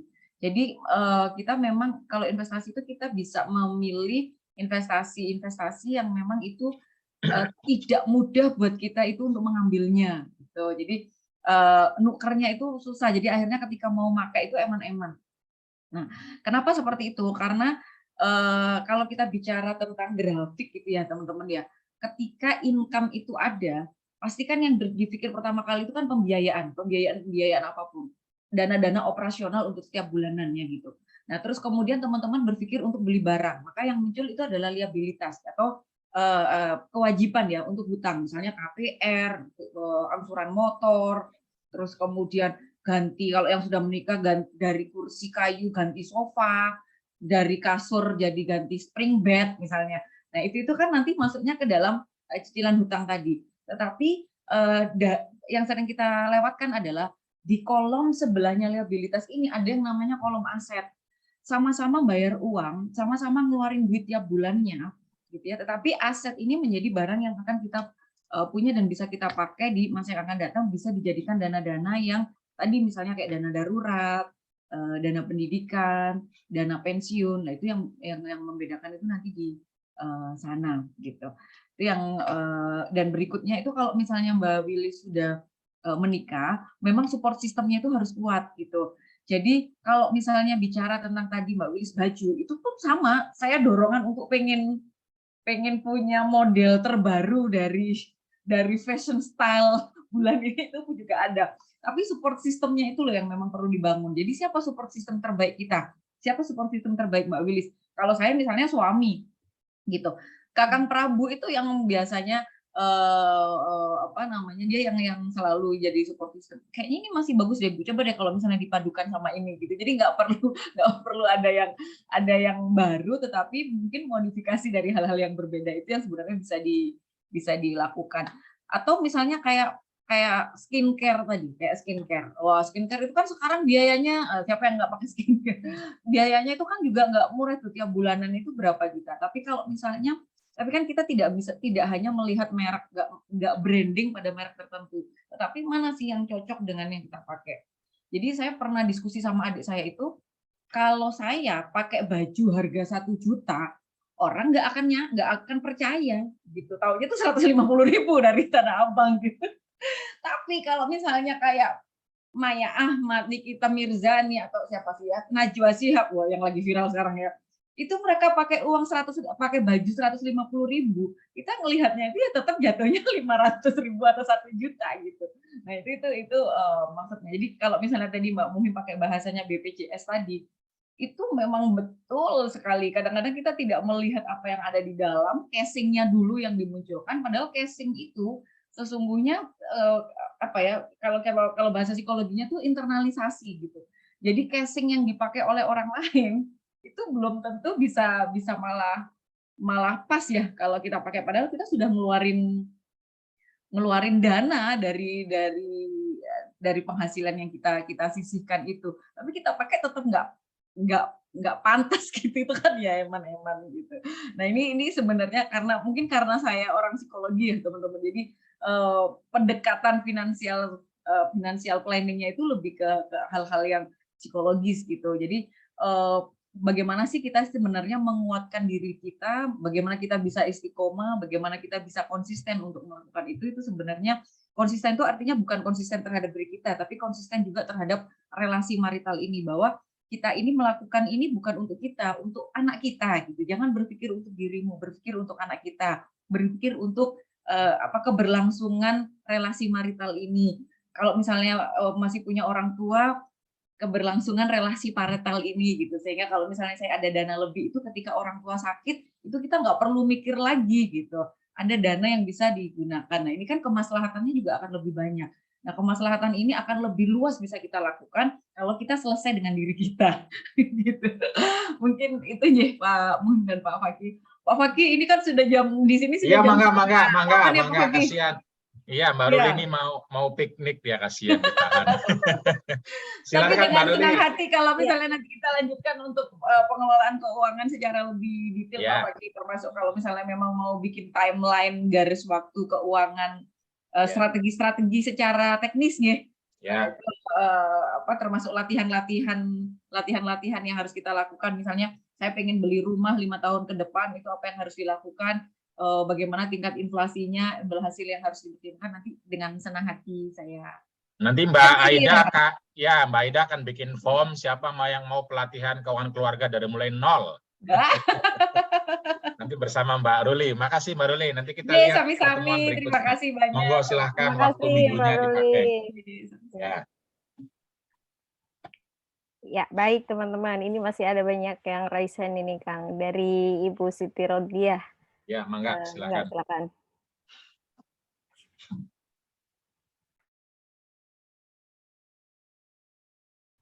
Masih mute, Ibu. Masih mute, Ibu. Ya, oke. Sama guys. Terima kasih Mbak Ida. Bismillahirrahmanirrahim. Assalamualaikum warahmatullahi wabarakatuh. Waalaikumsalam. Bismillah, alhamdulillah, amma ba'du. Selamat pagi, salam sehat, salam hormat kami Bapak Kiai Fakih. Salam hormat kami juga kepada para Ibu Nyai, Pak Kiai Ning, Gus, dan saudara-saudara semuanya. Mohon maaf Pak Kiai, saya mengikutinya di balik layar terus, nggak pernah memunculkan karena kegiatannya. Pak Kiai begini. Untuk pengelolaan keuangan keluarga, menurut saya itu tidak semudah yang kita bicarakan Pak Kiai. Saya itu menikah 20 Oktober nanti 30 tahun Pak Kiai. Karena yang namanya orang berkeluarga itu Pak Kiai ada kaitannya dengan keuangan itu kan ujian kita itu banyak sekali. Karena kehidupan itu ujiannya masing-masing. Dalam kehidupan kadang diuji suami, kadang diuji istri, kadang diuji mertua, kadang diuji saudara. Yang berkaitan dengan pengelolaan keuangan Pak Kiai. Ada lagi yang ujian dengan teman yang sekerja di kampus sesama dosen itu Pak Kiai. Karena kalau gurauan ini saya mau tanya Pak Kiai, untuk pengelolaan keuangan yang baik, yang menurut Islam, yang sudah mubadalah nanti seperti apa? Karena di kampus itu banyak versi Pak Kiai. Kalau menurut ibu-ibu Pak Kiai, ibu-ibu dosen itu, nek uangku kan semuanya dapat gaji karena PNS Pak Kiai. Ada yang berseluruh itu Pak Kiai. Karena ada grup Sri Kandi selain grup PSGA itu Pak Kiai. Karena saya sekarang kan sudah menjadi ketua program studi PAI S2 Pak Kiai. untuk ketua PSK, kepala PSK-nya diganti Bu Alvis gitu. Nah, untuk ibu-ibu biasanya gini Pak Kiai, kalau kumpul-kumpul ya sama bapak-bapak itu. Kalau istri itu punya gaji, ya uangku itu uangku. Kalau uang suami, ya uangku.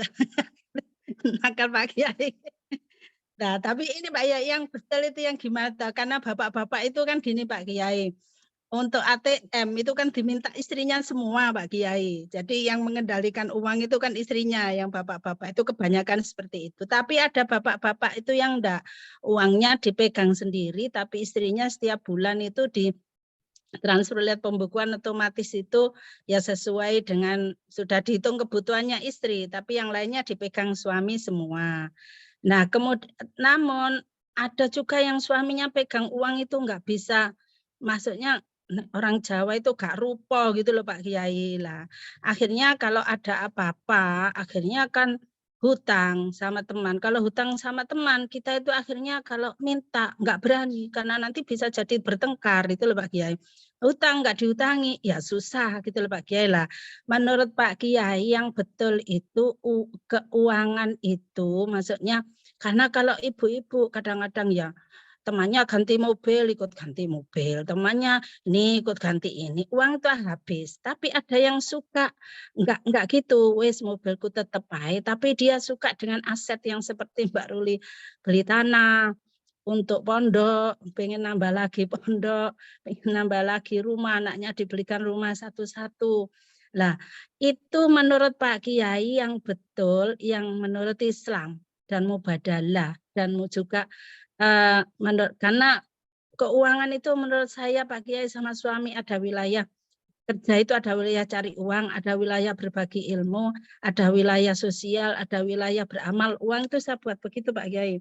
Terus setelah itu ini, maksud saya gini, yang betul uang itu dipegang istri apa dipegang suami, terus kita sebagai seorang istri itu diberi untuk kebutuhan apa Pak Kiai ya, kebutuhan untuk rumah tangga atau yang gimana Pak Kiai kan, atau sama-sama istri yang kerja. Kadang-kadang kalau istri kerja, suami itu kadang-kadang bojoku kata kasih belanja juga dia sudah bisa belanja dengan uangnya sendiri itu loh Pak Kiai, susahnya kadang-kadang begitulah. Itu menurut Pak Kiai gimana biar bapak-bapak itu tidak ngerundel, karena kan ada bapak-bapak yang istrinya enggak kerja ATM-nya diminta Pak Kiai.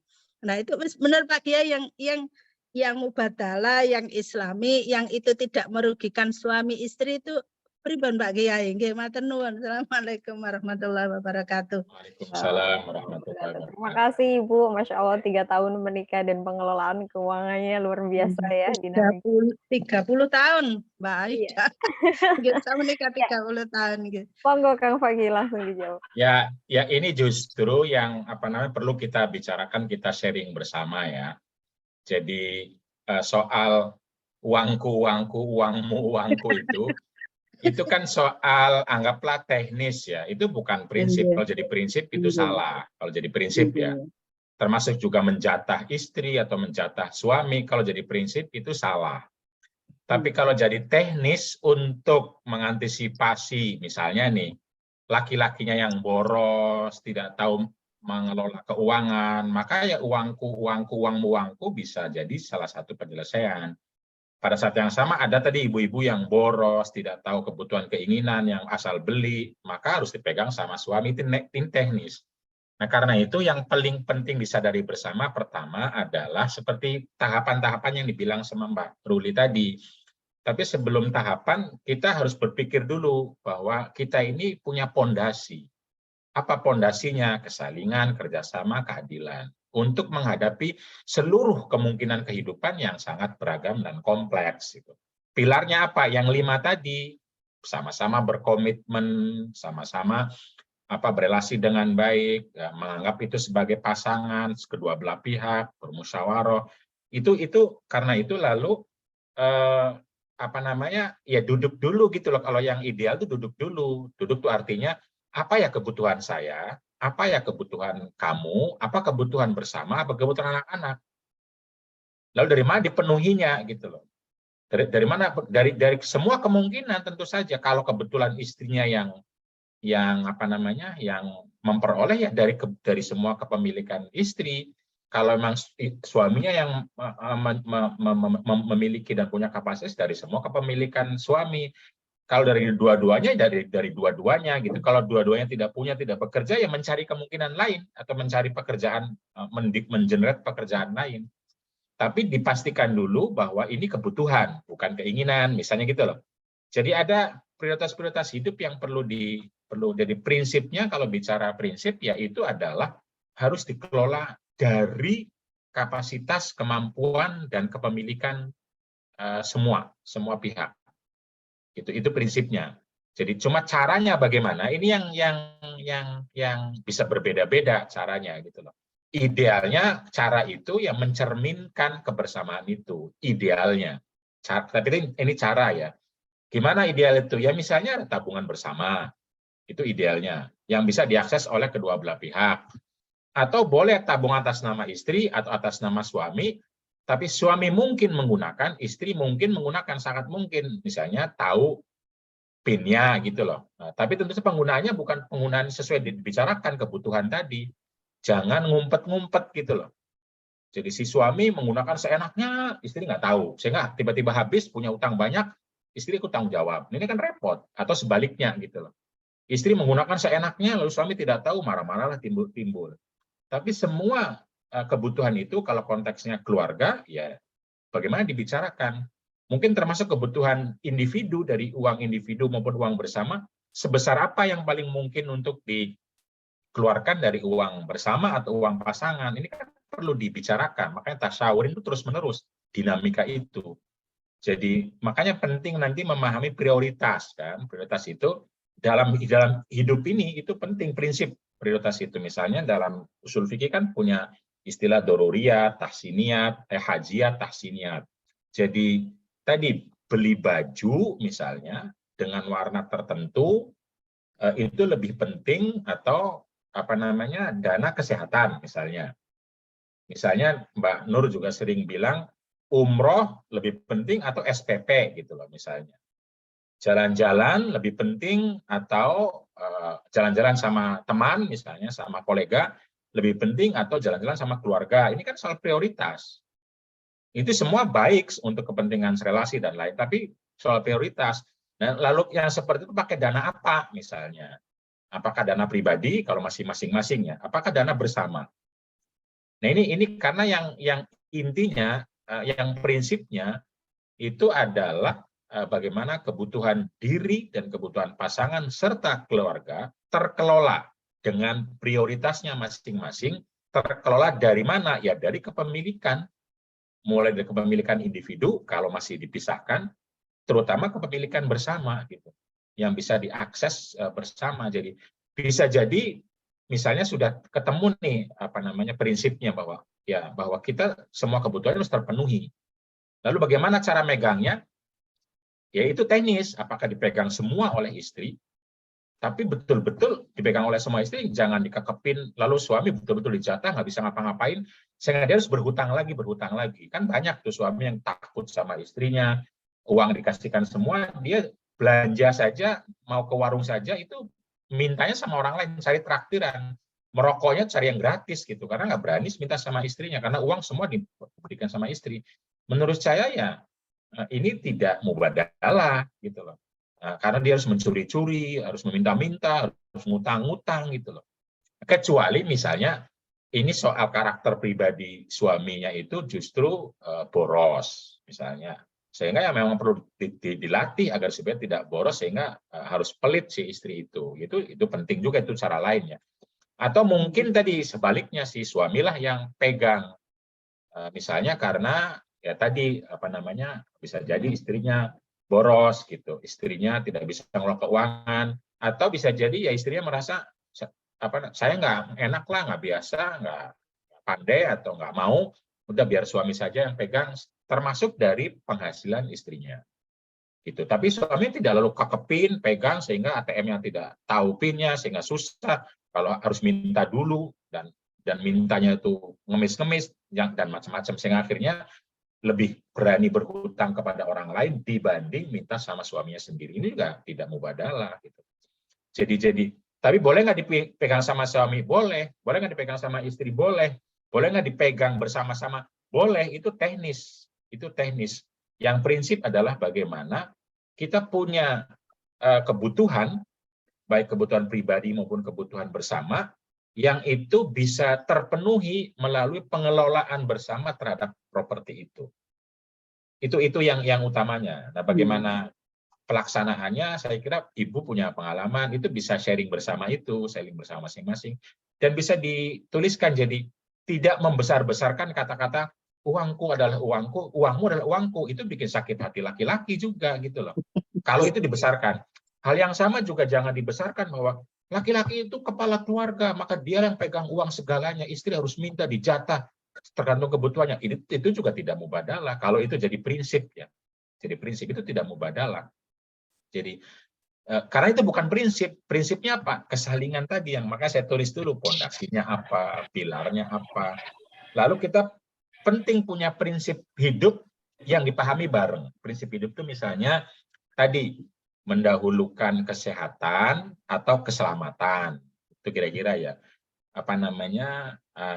Kalau waktunya cuma satu misalnya, apakah jalan bersama atau belajar di rumah, misalnya gitu-gitu, itu kan perlu dipahami bareng. Kalau bisa temukan, termasuk uang itu. Kalau uang ada cuma 100.000, itu apakah dipakai satu untuk makan di luar, apapun dapatnya, gitu, karena kita mau mencari suasana, atau di dalam cukup 30.000, 70.000-nya untuk sedekah, gitu loh. Ini kan prinsip yang harus dibicarakan, karena kalau enggak itu akan menimbulkan konflik begitu itu. Kamu pegang 100.000 habis mau untuk bakso, saya mau ngerokok aja susah. Nah itu kan muncul seperti itu. Atau mungkin sebaliknya si istri itu, suami kalau pegang uang itu sudah maunya nonton saja, maunya ngerokok saja, maunya macam-macam lah. Ini kan karena prinsip hidupnya belum ditemukan, belum dibicarakan. Kalau kita punya keuangan terbatas, apa saja alokasinya gitu loh. Kalau kita punya keuangan yang kita gimana mengalokasikannya gitu. Mana ruang yang menjadi individu, misalnya me time, istilahnya ruang individu, sehingga kalau sudah ruang individu ya sudah, tidak ada kemungkinan misalnya, okelah saya bekerja, okelah kamu bekerja, dan saya pengen punya ruang sendiri dengan uang saya. Boleh nggak? Boleh. Silahkan, asalkan itu menjadi pengetahuan dan ruang bersama, baik untuk dirinya, untuk temannya, untuk keluarganya, untuk zakat, monggo aja, untuk dan lain-lainnya. Jadi Ibu Rodia, saya berharap sih sampai juga ikut terlibat 30 tahun apalagi ya, merumuskan bareng, lalu membicarakan ke publik bahwa ayo kita terjemahkan bersama kesalingan itu dalam konteks yang berbeda-beda, semangatnya tetap kesalingan. Semangatnya tetap kerjasama. Semangatnya tetap rahmatan lil alamin. Jadi pembicaraan uangku, uangmu, itu bukan untuk membuli, lalu merasa hebat, berkuasa, lalu ya pokoknya perempuan selalu benar gitu loh. Sehingga lalu bikin ketawa, lalu orang tersakiti. Misalnya bukan begitu, tapi itu boleh menjadi mekanisme untuk memastikan kesalingan. Tapi kalau itu menjadi mekanisme otoritarian atau egoisme, ya tidak mubadalah. Begitupun hal sama laki-laki gitu loh. Laki-laki mengatasnamakan agama, saya kan qawwam, saya kan kepala keluarga. Perempuan itu kan banyak yang boros, tidak bisa ngelola keuangan, semuanya keinginan, skincare jutaan, jilbab jutaan. Ini kan semua perempuan semua. Perempuan itu nafsu, perempuan itu setan, macam-macam lah omongan banyak tuh kalau pakai agama itu banyak sekali. Lalu laki-laki merasa paling berkuasa. Bahkan harta istrinya juga tidak boleh digunakan tanpa izin suaminya. Kan banyak tuh. Banyak juga ustadz yang mengatakan istri itu kerjaannya tidak berkah. Istri itu nggak bisa menggunakan uangnya sendiri tanpa izin suaminya. Ini kan otoriter. Ini bukan suami yang soleh ini tuh. Ini juga sama, yang satu menggunakan agama lah, apalah untuk menguasai istrinya, sehingga tidak ada relasi yang al-aslu fil usroti wa bainal usroti al-mubadalah wal musyarakahnya tidak ada. sakinah mawadahnya tidak ada. Tetapi dalam situasi tertentu di mana laki-laki yang memilih memegang keuangan boleh sebagai mekanisme gitu. Tapi ini hanya mekanisme untuk memastikan kesalingan. Jika dilakukan tanpa kesalingan maka tidak boleh, harus dipecah gitu loh. Begitupun sebaliknya perempuan. Jadi itu yang saya bilang kompleks tadi, bekerja tidak bekerja kompleks, berapa hasilnya kompleks, artinya beda-beda satu sama lain, tetapi yang harus dipastikan bersama adalah bagaimana kita sama-sama tunduk pada visi rahmatan lil alamin dan akhlakul karimah. Bentuk dari rahmatan lil alamin dan akhlakul karimah adalah mubadalah ini. Bagaimana saya tahu kebutuhan saya tahu kebutuhan pasangan saya, lalu mari kita kelola gitu loh. Dan yang namanya mengelola kebutuhan jangan hanya berpikir uang. Maksudnya cuma yang punya uang lah yang paling berkuasa gitu loh. Suami kayak saya misalnya bisa bekerja kemana-mana, itu kan karena misalnya ya karena istri saya secara baik mengelola rumah tangga misalnya, sehingga penghasilan saya itu penghasilan istri saya juga gitu loh. Begitupun hal yang sama sebaliknya ketika istri saya menghasilkan uang itu karena saya telah mengkondisikan bagaimana agar dia bisa nyaman dan lain-lain gitu loh. Nah, karena itu harus berpikir bahwa di dalam uang saya itu ada uang istri gitu. Karena itu perlu dibonding lagi bagaimana mengelola emosi itu. Nah, tapi tentu saja ini prakteknya bisa fleksibel ya. Mekanismenya bisa fleksibel, tapi prinsipnya tetap kesalingan sama kerjasama yang harus dibawa kemana-mana. Kita hidup dalam sebuah masyarakat yang ada perempuan yang justru menguasai harta, misalnya, atau laki-laki menguasai harta, atau dua-duanya bisa menguasai harta, tapi pastikan semua kebutuhan keluarga terpenuhi tanpa kesulitan kalau itu menjadi kebutuhan. Nanti ada kebutuhan, ada hajat, ada keinginan, misalnya kalau dibagi ya. Untuk hal-hal yang sifatnya keinginan, kalau bisa bareng-bareng mengontrol, misalnya gitu loh, bareng-bareng mengontrol. Saya mau beli sesuatu yang berlebihan, istri saya bisa mengkritik, istrinya bisa memberi masukan. Begitupun hal yang sama mungkin ketika istri membeli sesuatu yang di luar kebutuhannya, kita bisa beri masukan. Misalnya begitu, itu kan artinya ada kontrol bersama. Jadi dari mana memenuhinya? Ya, kalau sudah disepakati sesuatu menjadi milik bersama, jadi milik bersama itu.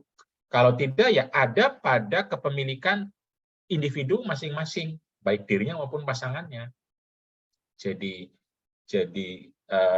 tidak penting siapa yang megang dalam konteks mubadalah ya.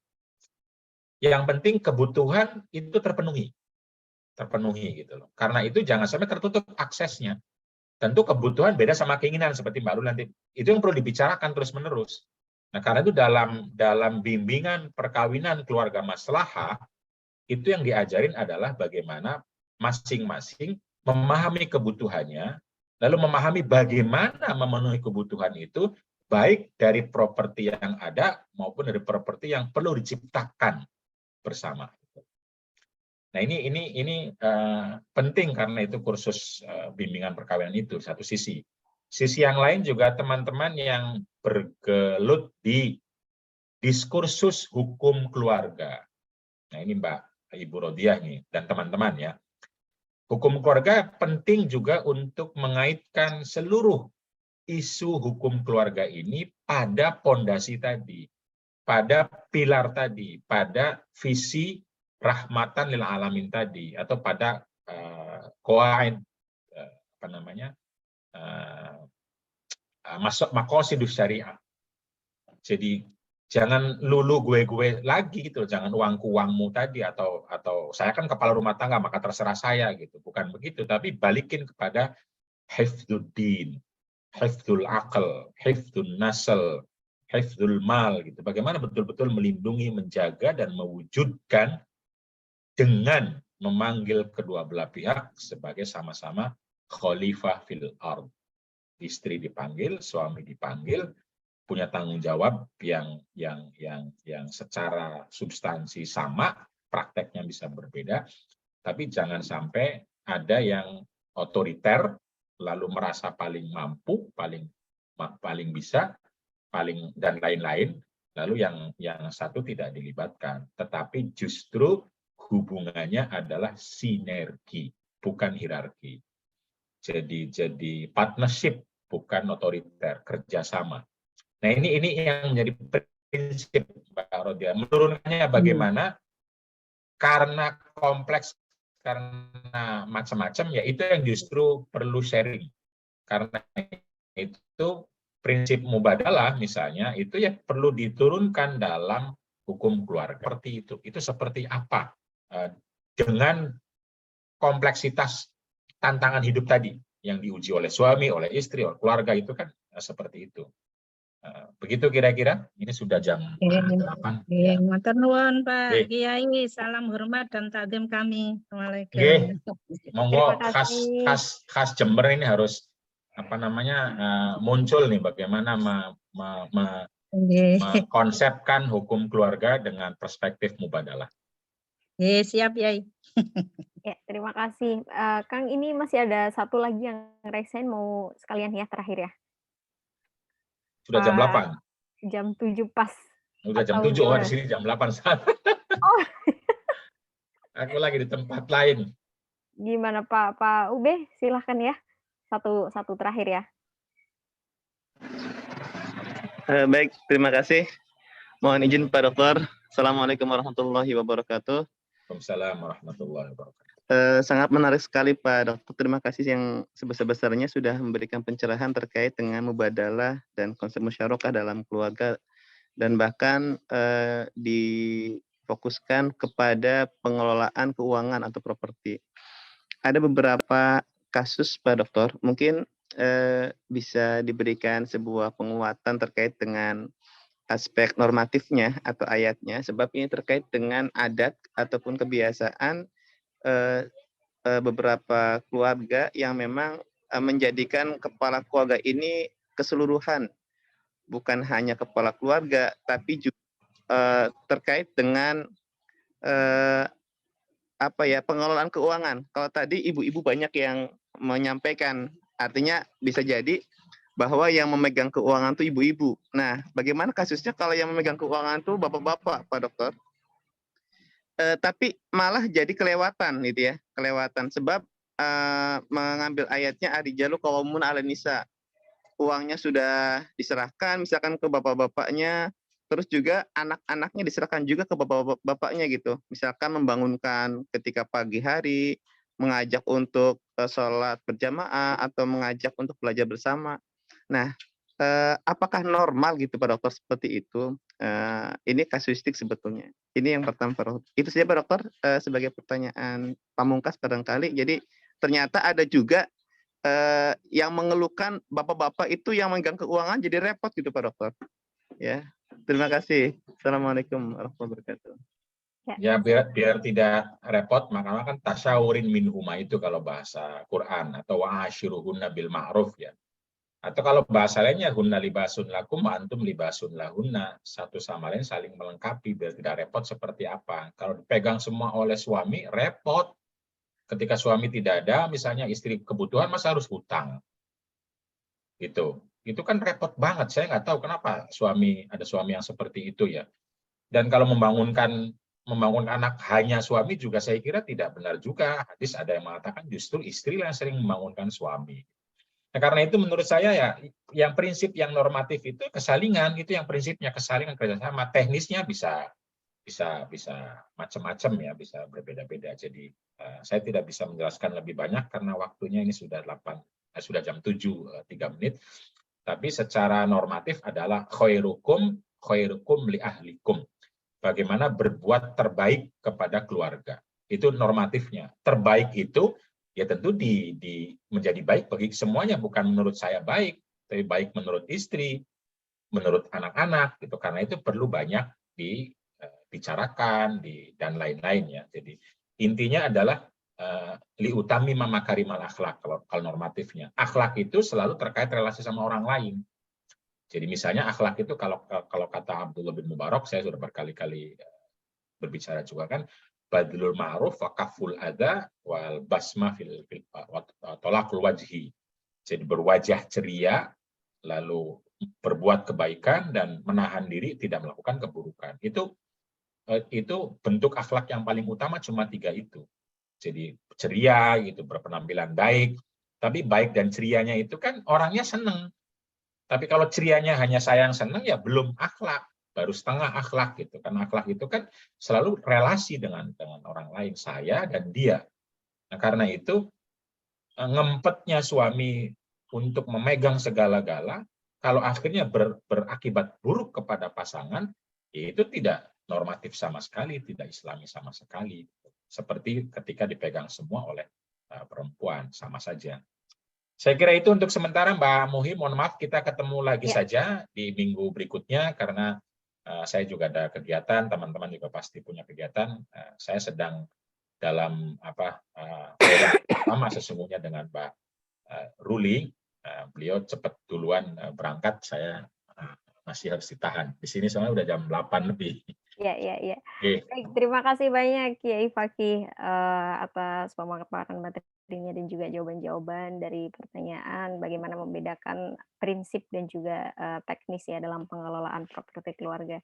Saya rasa diskusi yang sangat menarik sekali pagi ini, ada banyak peserta 120, 130 dan juga sebenarnya masih ada beberapa pertanyaan dan tanggapan di room chat, tapi mohon maaf belum bisa terjawab semuanya.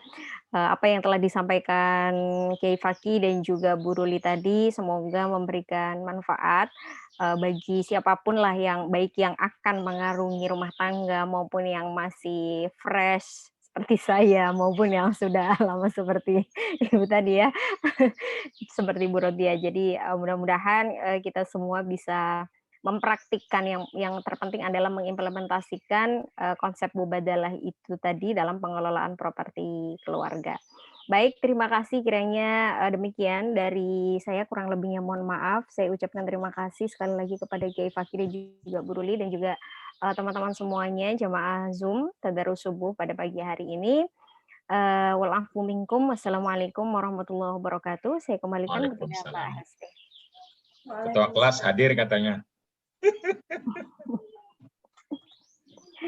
Baik, terima kasih banyak Mbak Muhim, terima kasih banyak Kang Fakih, Ibu Norma, dan juga seluruh Ibu Nyai yang telah berkontribusi dan juga memberikan pendapat pada Tadarus Subuh pada pagi hari ini. Semoga kita semua bisa belajar menuai berkah manfaat dari apa yang kita dapatkan di Tadarus Subuh pada pagi hari ini.